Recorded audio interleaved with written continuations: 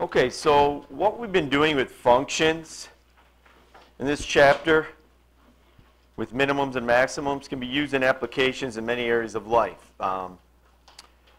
So for example, finding absolute minimum maximum values of a particular function would be useful in business, manufacturing, and engineering, and so on. Some examples might be finding the maximum or minimum area or volume of a container or box, maximum profit in a situation, least cost, minimum distance, minimum time, and so on. This is called mathematical optimization. Okay, so before I start, I'm going to remind you, okay, now these are absolute mins and maxes, okay? So the absolute min and max can only occur at an endpoint of an interval, assuming you have one, or at a critical number in between. Okay, so that's going to be the main focus. Okay, so I'm going to go through the steps really quick, but they won't make complete sense until I go through an example. But real quick, first thing you're going to do is draw a diagram. Okay, that helps you get started. Then write the primary equation. That's the equation you want to maximize or minimize. Okay, that's your primary equation. Now, you need a second equation, which we just call a secondary equation, solely for the purposes of eliminating one of the variables in your primary equation. So that's the only reason we need a second equation, is so that we can eliminate one of the variables from my primary equation. Okay, and so that's what you're going to do in step 4. Okay, and then, if possible, come up with what we call a feasible domain, which is just an interval to work on, so you don't have to use the whole number line. Obviously, you want to find the critical numbers by differentiating your primary equation. And then after that, you're going to use one of the following methods to find the absolute min or max. Okay, if you're able to find an interval, in other words, a feasible domain, you can either, number one, evaluate the primary equation at the endpoints of the interval and add all critical numbers in between, and then just pick out your absolute min or absolute max, whatever you're looking for. Or what you can do, if you're not able to find an interval, you can at least see what's happening as far as the increasing and decreasing on the function by making a table. Okay? And then, by the way, again, I kind of referred to this, but again, if you're not able to find a feasible domain or an interval, again, you're going to have to use method 2, aren't you? Aren't you going to have to use method 2 here, right? If you're not able to find an interval, okay? Because again, to use this method, you have to have an interval, right? Or a feasible domain. Okay, so let me just do some examples, and I think you'll start to get the hang of it. Now again, every problem's different though, okay? Obviously, you can see it's a very long process, which is why I typed it up for you, so you can just follow along without having to write anything down. Okay, but you got to stay with me. Okay? Okay, so here's the dilemma. A farmer has 2,400 feet in length of fencing and wants to fence off a rectangular field that borders a straight river. So, for that reason, he does not need any fence along the river. We want to find the dimensions of the field that would give him the largest possible area with that many feet of fencing. Okay, so I drew a diagram. And obviously, because it's a rectangle, these two sides will be the same. I can call that X, whatever you want to call it, doesn't matter. And I just called this Y. It doesn't matter. Okay, so the primary equation is what we're trying to maximize or minimize. What are we trying to maximize or minimize here, guys? Yeah, we're trying to maximize the area. So you want the absolute max area. So that should be your primary equation. So your primary equation would be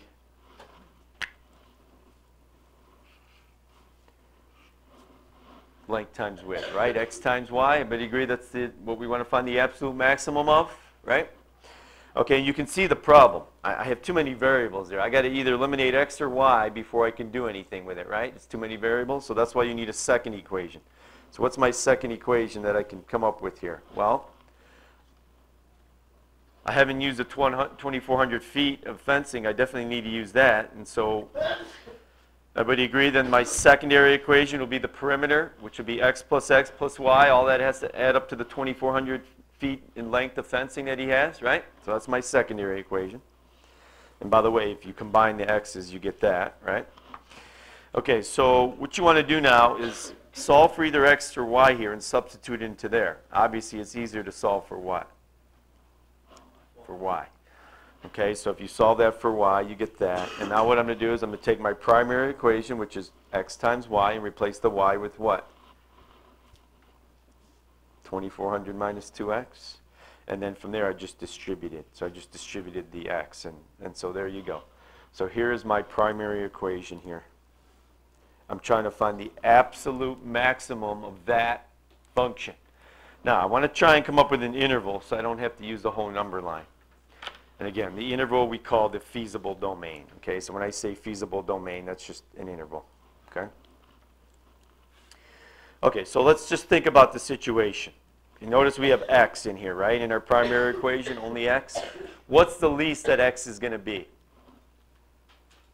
Just think about it. What's the least that x is going to be? 0.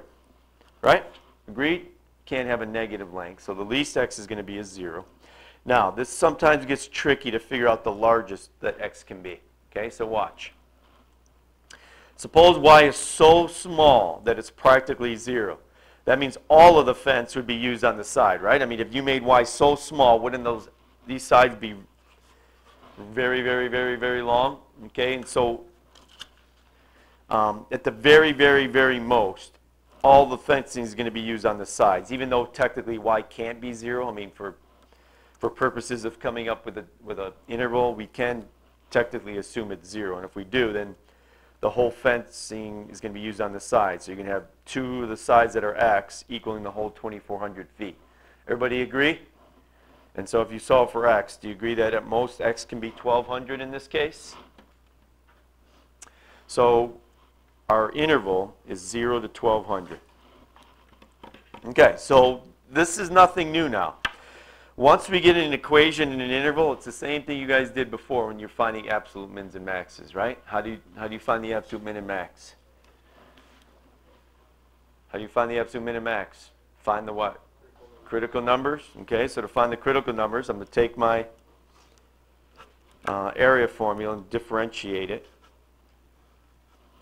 And you get 2,400 minus 4x. And it's never going to be undefined, but if you set it equal to 0 and solve, you get 600 for the only critical number. And by the way, is that even on my interval? Is 600 on my interval 0 to 1,200? Yes, it is. Okay, so now you've got 2 methods you can use to finish it. Okay? Okay, so method 1 is just to figure out what the area is at the endpoints of my interval as well as my critical number. And so if you stick 0 into my area formula, I get an area of 0. If you stick 600 into your area formula, you get that. You stick 1,200 in your area formula, you get that. So clearly, the absolute max is 720,000 square feet, and it occurs when x is 600. And by the way, if you plug x equals 600 back into, what, maybe here, you'll be able to figure out that y equals what? Y equals what? If you stick 600 in there, y equals what? 1,200? Okay? Okay? Got it, guys? So that's one way to finish it. Now, if for some reason you can't come up with an interval, then this is what you would need to do. You know, obviously you might have, you know, negative infinity there and positive infinity there, but or you could, you know, you could do it this way. So what I did is I went from 0 to 600, that was my critical number, then from 600 to 1,200, picked the test value, saw if the A prime was positive or negative, and that told me whether the area was increasing, decreasing. So clearly you can see it here, right? If the area increases from 0 to 600 and then decreases after that, where's the maximum area going to happen at? What? At 600. Now again, even though this just tells you it's a local max, it's also the absolute max, isn't it? Isn't it? Yes? Okay. Okay. So in this case, it's up to you which of the 2 methods. And again, I'm going to say that again. Because we were able to come up with an interval, you could use either of the 2 methods to finish it. Okay? Got it? All right, now look at this one.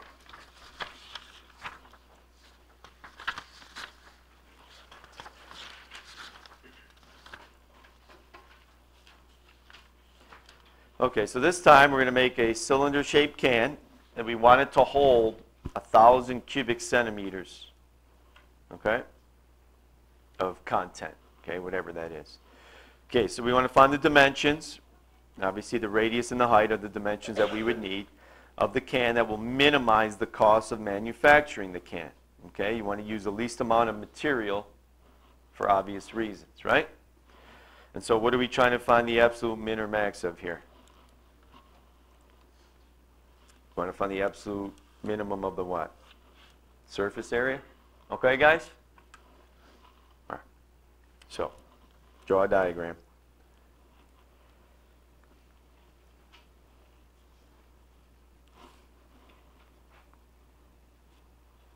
Okay, so those are the two dimensions, radius and height.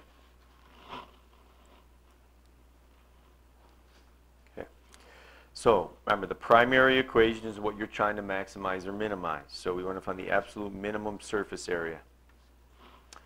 Who can tell me what the surface area is for a cylinder? I'll use S. What is it? 2 pi r squared plus what? Plus what? 2 pi rh.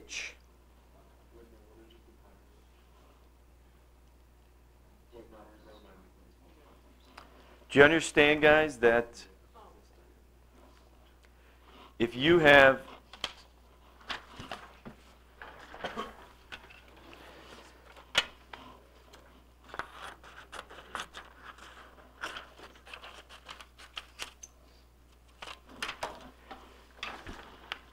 if you start with a rectangle here, and we call this the H, and you roll it up like this to get a cylinder, where did this distance come from here? That's the what? That would be the what? Circumference, right? And that would be 2 pi rh, right? I'm sorry. 2 pi r. Isn't 2 pi r the circumference, guys? Isn't it? And so what's the area of this part of the can? What's the area of this part of the can? 2 pi r times what? H. Okay, so that's where that part of the formula comes from. What's 2 pi r squared? That's the what? Don't you have a circle on each end as well to complete the can, right? And what's the area of one of the circles? Pi r squared. So don't you need you have a top and a bottom, so you have 2 pi r squared. So what if it said the can did not have a top? Then what? It would be what? Just pi r squared plus 2 pi rh. Does that make sense? Everybody understand where that formula comes from? You need to know that. You can't just memorize this formula. Because like I said, if it doesn't have a top or a bottom or both, then you need to know how to adjust the formula. Is that clear? Okay. So, okay, so that's what we're trying to, we want the absolute what? You want the absolute min of that or the absolute max of that? Min. Okay, so I want the absolute min of that. Okay. Now we need a secondary equation. Okay, so I don't know.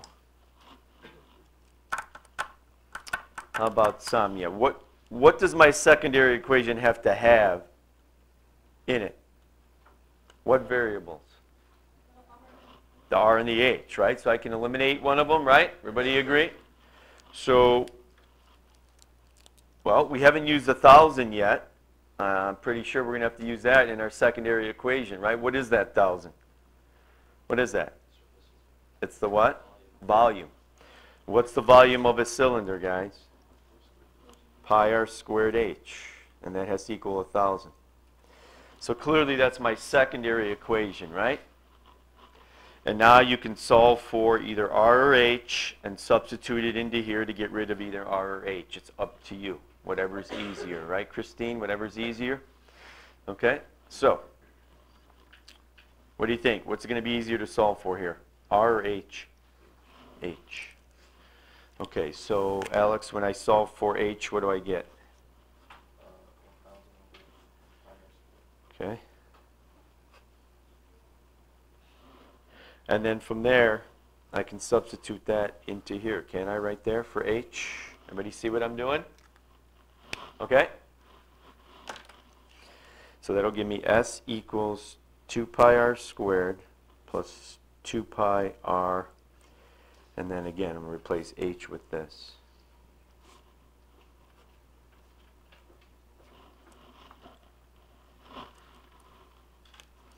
All right, so at this point I'm going to simplify this.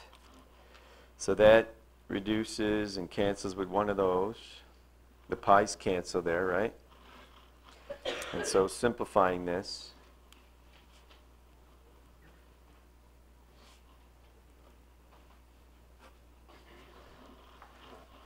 right? Everybody with me? Okay, so there you go. I've got the surface area formula in terms of only one variable, r. Okay, now let's see if we can come up with a feasible domain for r. Ready? Okay, so what is the least that r is going to be here, guys? R can't be any less than what? 0. I know it can't equal 0, but just for the purposes of limiting what I need to test, I can still say let it equal 0. Is that okay? Okay, now, what's the most that r can be?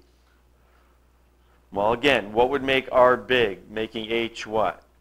Small. But if I make h 0 here, this equation is just going to kind of go away, isn't it? It's not going to, I can't make h 0 like I did on the last problem and still solve for r, can I? No, it worked on the last problem, but it didn't work here, did it? Everybody agree if I make h 0 to figure out how big r can be, if I put a 0 there, this whole thing goes away and I'm not able to solve for r, am I? So I'm just going to use infinity. You see how I tried to get a high value for r and it didn't work? It worked on the last example, but it did not work here. Do you understand the difference? Okay? All right, so now, obviously, I need to find the critical numbers. So I need to differentiate this. So what I'm going to do is, for derivative purposes,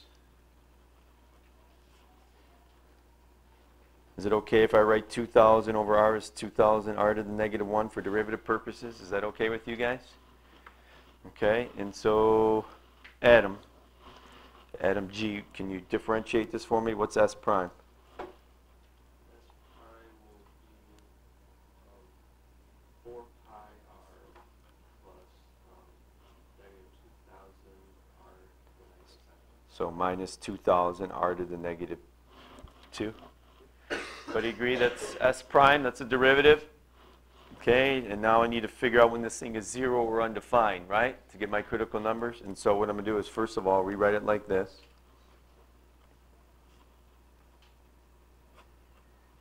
And then if you want, you can get a common denominator. And so to get a common denominator, I'm going to multiply the first one by what? R squared over R squared, right? To get a common denominator.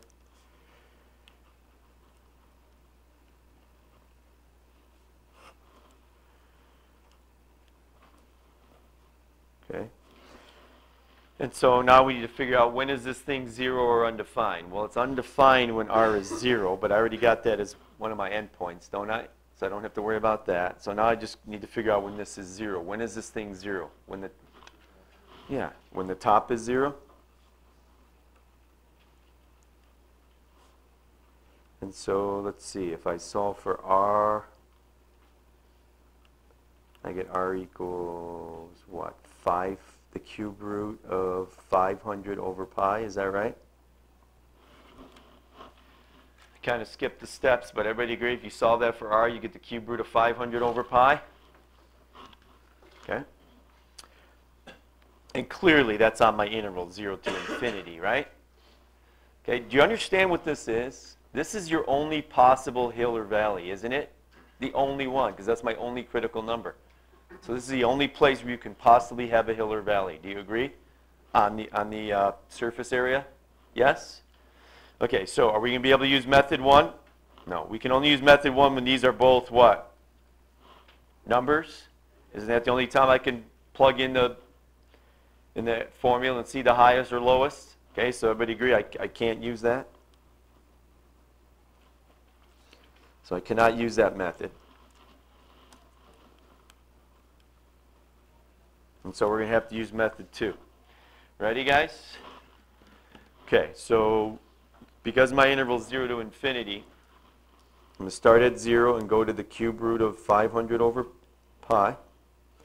And then pick up there and go to what? Infinity. Okay. Now,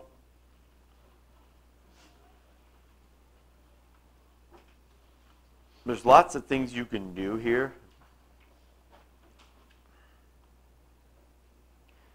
As far as getting test values. Like if you wanted to get something a little bit smaller than this, couldn't you take like 500 over pi squared if you wanted to get creative, right? The cube root of 500 over pi, right? Pi squared, I should say. So you could get creative like that if it makes plugging into here and figuring out whether it's positive or negative easier. But I think this is one where you can just pick a number. 500 over pi is like, what, 100 and something, right? And the cube root of 100 and something is definitely bigger than 1, isn't it? So is 1 a safe value of r that I can use? Okay. All right. And what's something I can use here? What's something I can use here? Play it safe. 100 probably, right? Yes? Okay, so ready? What I'm going to do is I'm going to plug these into S prime, and whether S prime is positive or negative will tell me whether the surface area S is increasing or decreasing. So if I stick a 1 into here, and here, real quick, do I get a positive or negative S prime? Negative. So what does that tell me about the surface area on that interval? The surface area is what? Decreasing. Okay, stick 100 in there. 100 cubed times 4 pi. Isn't that bigger than 2,000? So won't that be positive over a positive, which is a what? Positive. Yes? And so therefore the surface area is increasing. Okay, so you guys think about what the table tells you. From 0 to that number, the surface area is decreasing, and then from there on, forever, surface area increases. So not only is this a valley or a local min, it also happens to be the absolute min, doesn't it? Yes? So the absolute minimum surface area occurs when what? When r is equal to the what? Cube root of what? 500 over pi. And by the way, you still need to find what? H. Well, it just says find the dimensions. So all you need to find is r and h. I've got r, now I need to find h. And so what I'm going to do is I'm going to plug r into here to find h. Does that make sense? Quick. Yes. What's wrong? Yeah.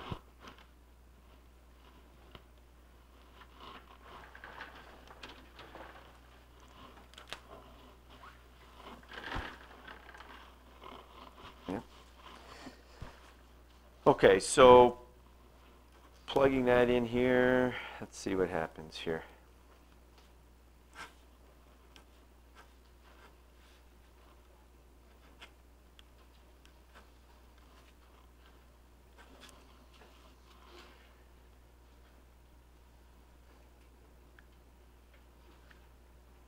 Yeah, I don't know. You could probably simplify that a little bit. I don't know. But good enough, right? I don't see anything too obvious you can simplify, but sometimes you can, right? Okay? Okay. Good? Yes? Okay.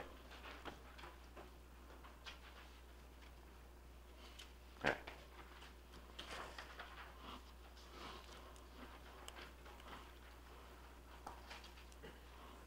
And again, if you wanted to make these more meaningful, you could change them to decimals, right? If I let you use a calculator, right?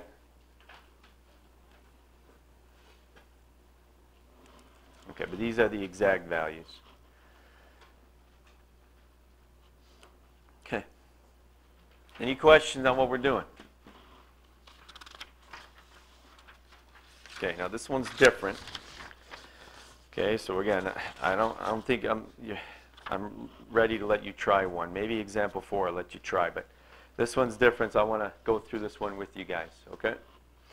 All right, so this time, here's the dilemma. We want to find the point on this parabola that is closest to the point 1, 4, right?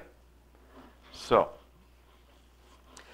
clearly then you want to find the absolute minimum distance between that point and any point x comma y on that curve. Everybody agree? Okay? And so first thing I'm going to do is draw a diagram. Okay? And by the way, if you solve for x here, you get 1/2 y squared. So isn't this going to be a sideways parabola? Isn't it, guys? Yes? Isn't this going to be a sideways parabola? It's not y equals x squared. It's x equals y squared. So it's a sideways parabola, right? And so you can plot some points if you want. See, when I plug in 0 for y, I get 0 for x. When I plug in 1 for y, I get what? What for x? What do I get? 1/2. Be careful, so I got 1/2 comma 1. When I plug in a 2 for y, what do I get for x? What do I get? 2? Okay. Okay, so, and by the way, by symmetry, aren't you going to have another point here and another point here by symmetry? So that's what your parabola looks like, right? It's a sideways parabola. Okay, good? All right, now we want to find the closest point on that parabola to the point 1 comma 4, which is up here somewhere, right? Right, that's the point 1 comma 4. So again, I don't know where it's going to be exactly, but it's going to be on the curve. Yes? So that's the point 1, 4, and this is any point x comma y on the curve. Everybody agree? Yes? All right. So what are we trying to maximize or minimize here? What do you think, Andrew? Yeah, we're trying to minimize that, right? Okay, we want to minimize the distance between those 2 points, yes? And so what formula or equation am I going to use here, Kevin? Distance formula, good, okay? So the primary equation will be the distance formula, which is the square root of the change in x squared plus the change in y squared, right? Isn't that the distance formula between any 2 points? And we want to find the absolute minimum of that, right?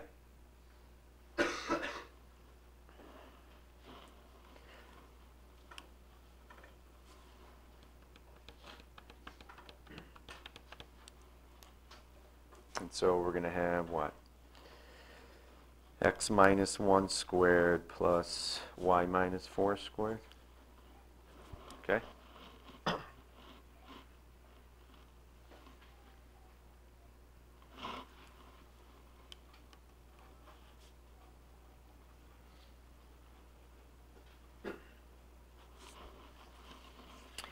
Okay, so what does my secondary equation have to have in it, Henry?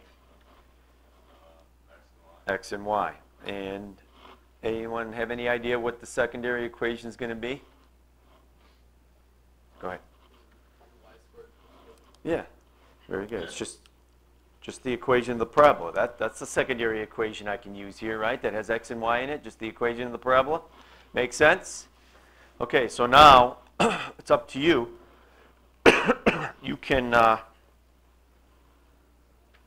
solve for x or y and substitute in here, whatever's easier.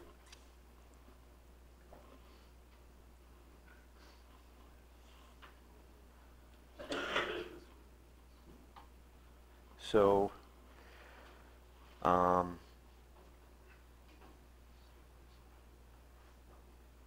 just going to go and solve for x, I guess, right?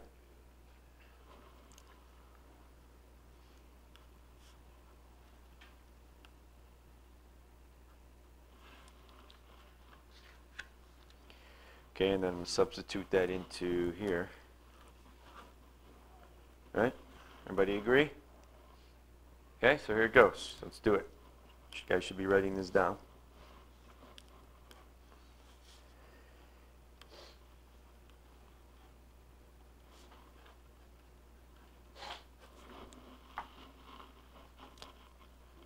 And then what I'm going to do is I'm going to FOIL these.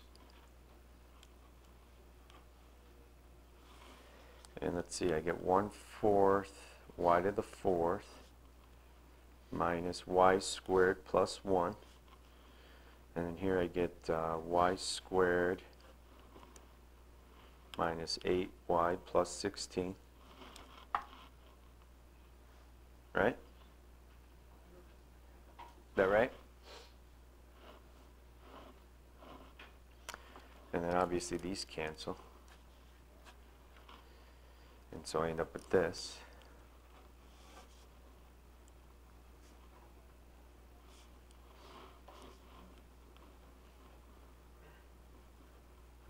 All right? Okay. All right, now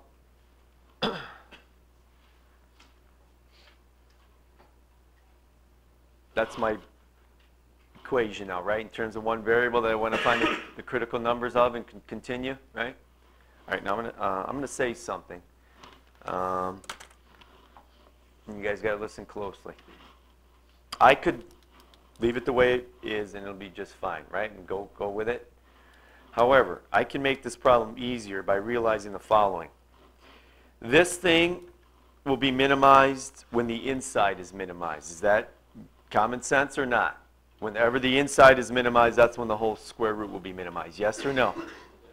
Well, if you agree with that, well, then you should be okay with me just calling this some other function f and saying instead of finding the absolute min of that square root, I'm just going to find where this has its absolute min, and that'll be at the same y value. Agreed? Again, I don't have to do this. I'm just trying to make it easier. Isn't this a nicer function to work with than that square root one? Yeah. Isn't it? You see why I can do this? Just using a little common sense? Okay? Now, let's see if we can come up with an interval for y.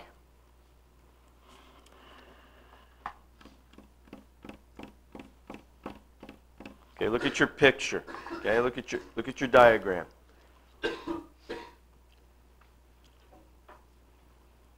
Technically, this point can be anywhere on here, right? Which means you can go up and to the right forever and down and to the right forever, can it? So technically, are there any limitations here? No.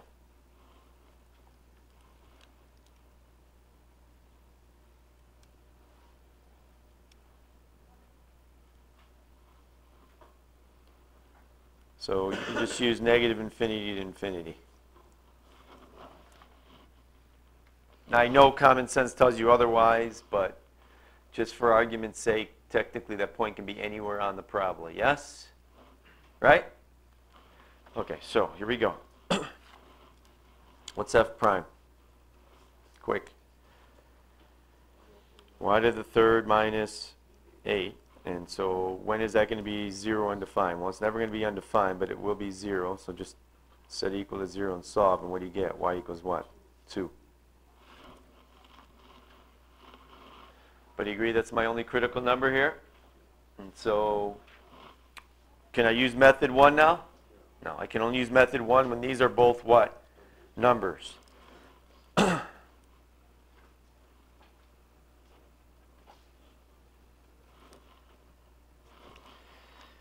Okay, so I can't use method 1, so we're going to have to use method 2. So I'm going to go from negative infinity to 2, and then from 2 to infinity.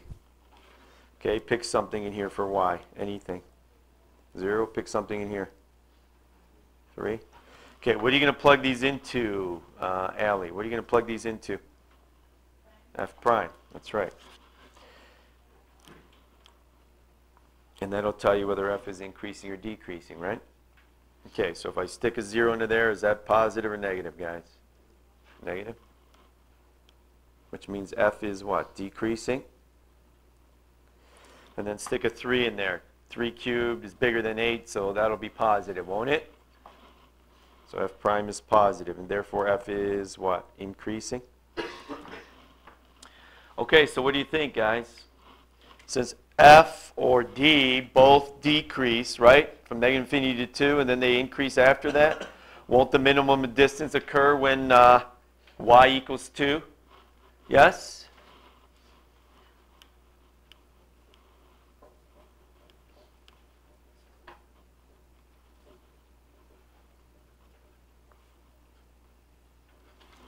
So everybody agrees? So when y is 2 is when you have the minimum distance? And so we just need to find x, yes? So stick 2 into the function, and what do I get for x? 2. There you go. It's not bad, is it, once you get the hang of it? I mean, have I done enough where you kind of have a good idea of what we need to do here? Obviously, every problem's different, though. Okay, so why don't you guys go ahead and try example 4 in your groups. And I'll come around to see how you're doing.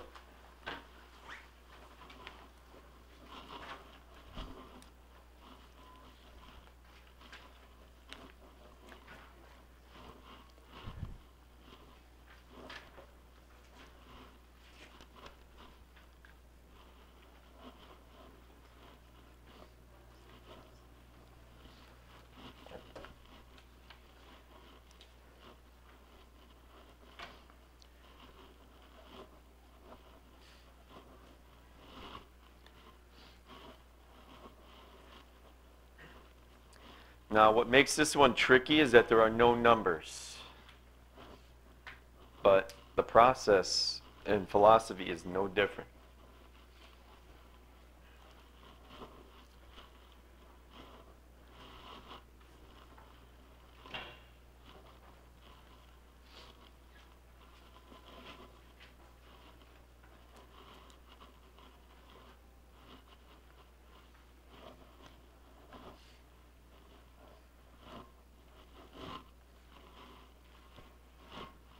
I walk, it makes a noise. I better stop.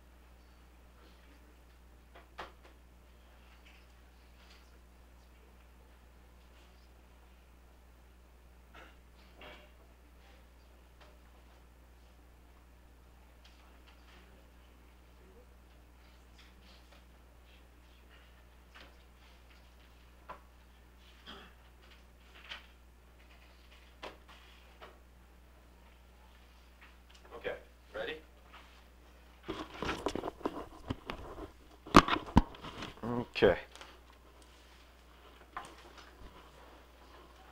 Okay, so you want the largest area, right? So your primary equation better be area. Does that make sense? The primary equation is the one you're trying to maximize or minimize. Okay, and so here's a rectangle.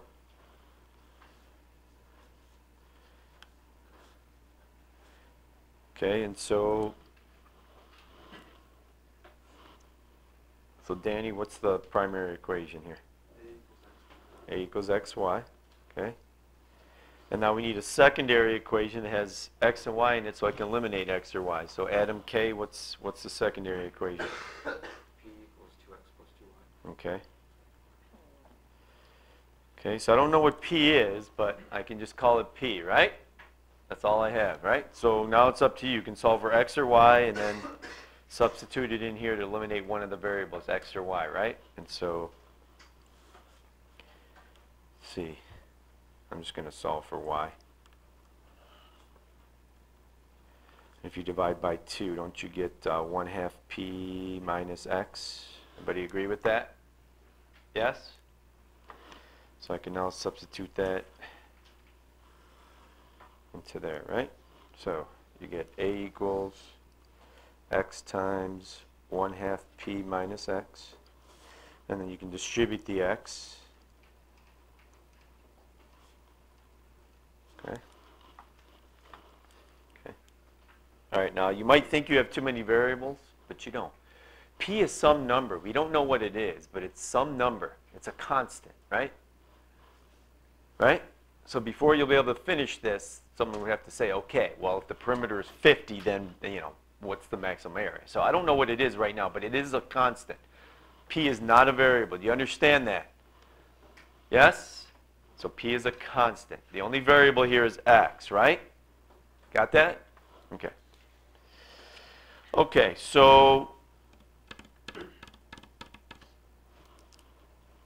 any limits on x that you can come up with, guys, here?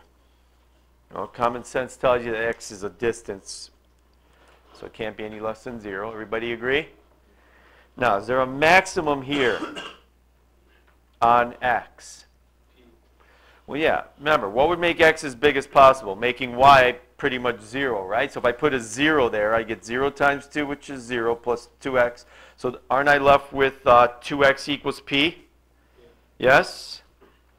Yes or no? If y is 0, we get 2x equals p. So x equals 1/2 p at the most. Everybody agree with that? Everybody see how I got the upper limit there on my domain? Everybody see what I did? I just took this equation and said, okay, what would make x as big as possible? Well, making y pretty much 0. So if I put a 0 there, 2 times 0 is 0 plus 2x, you get 2x equals p. And if you solve for x, you get 1/2 p for the maximum. You see what I did there? Okay.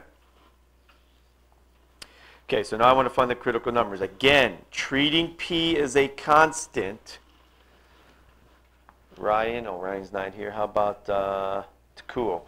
Treating p as a constant, what's the derivative of that? Yeah, so, okay. Okay, good. Everybody agree that that's the derivative, treating p as a constant? I mean, think about that. If that was like 6x, wouldn't the derivative 6x be just 6 there? Wouldn't it? So the derivative 1/2 px, where p is a constant, is just 1/2 p. Got it? Okay, and so we want to know for what values of x is it 0 or undefined? Well, it's never going to be undefined, but it might be 0. So set it equal to 0 and solve for x. And don't you get x equals 1/4 p?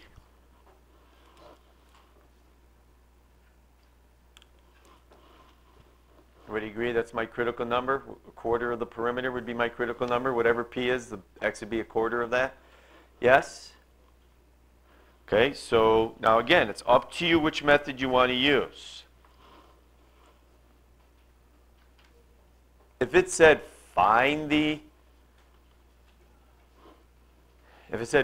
largest area, then I'd probably use this method. Again, you can use either one though. But since I'm just trying to find the dimensions that give the maximum area, I don't have to use method 1. I'm just going to use method 2. But that's up to you. Okay, so here we go. So I'm going to go from what? 0 to what? 0 to what? Quarter p. And then from 1/4 p to what? To half p.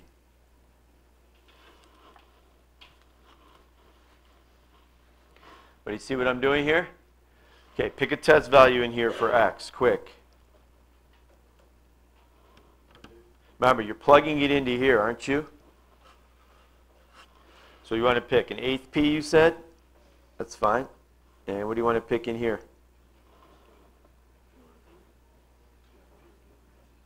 A 1/3 p, yes?